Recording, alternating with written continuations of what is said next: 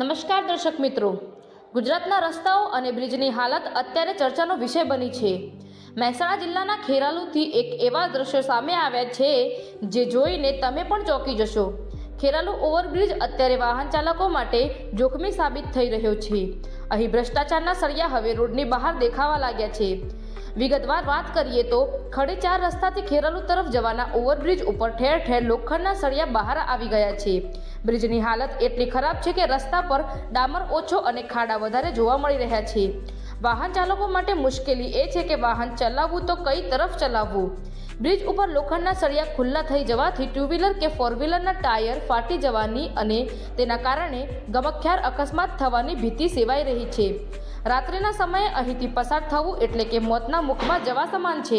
સ્થાનિકોનો આક્ષેપ છે કે ઓવરબ્રિજની કામગીરીમાં અત્યંત હલકી ગુણવત્તાનું મટીરીયલ વાપરવામાં આવ્યું છે, જેને કારણે વારંવાર બ્રિજ તૂટી રહ્યા છે અને સળિયા દેખાઈ રહ્યા છે।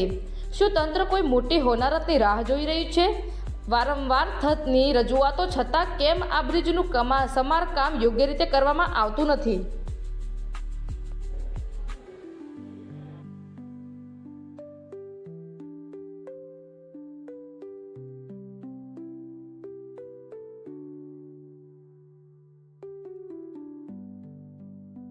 બધા ગાડીઓ બધાની તૂટે। આ તો કોઈ કહેવાવાળું નહીં। આપણે આ બ્રિજ કઈ બાજુ આવેલો? આ બ્રિજ આર્યો ખેરા રોડ કહેવાય। ખડી 4 રસ્તાથી ખેરા રોડ વાળો છે, આ બીજા વાળો બીજાનો। આ બ્રિજ ઉપર જે ખાડા પડ્યા હા, એમાં સળિયા પણ દેખાય, શું કહેશો? સળિયા દેખો, પેલી બાજુ તો વળી આખો ઢેચણોમાં ખાડો। એક ભાઈ આખો બાઇક લઈને ઊંધો પડ્યો હતો પોતે, કારણ કે તો રહી ગયો ને કઈ સીધો આ તો બરોબર આ સાઈડ હતો, આ સાઈડમાં દિવાળી કઈ ગયો હતી બિચારો। શું કે તો ગઈ કોણ અત્યારે તમે જુઓ ને તો 2 દિવસે 1-2 જણનો તો આપણા સાઈડનો સર્વિસ રોડનો આવે ને આપણો ટાયરોનો પેલો મારેલો, એ તો ઉખડીને પડેલો સાઈડમાં જ પડેલો હોય। શું કે તંત્ર શું કહેશો? તંત્ર આ બધો આ સરકારના જોતા નહીં, કારણ કે આ બધા રૂપિયા ભ્રષ્ટાચાર જ છે આ બધો, આ કોઈ પેલીએ નહીં। અને આ બ્રિજનો આ ઠેકોણું જ નહીં, આ કેટલો પેલે થાય।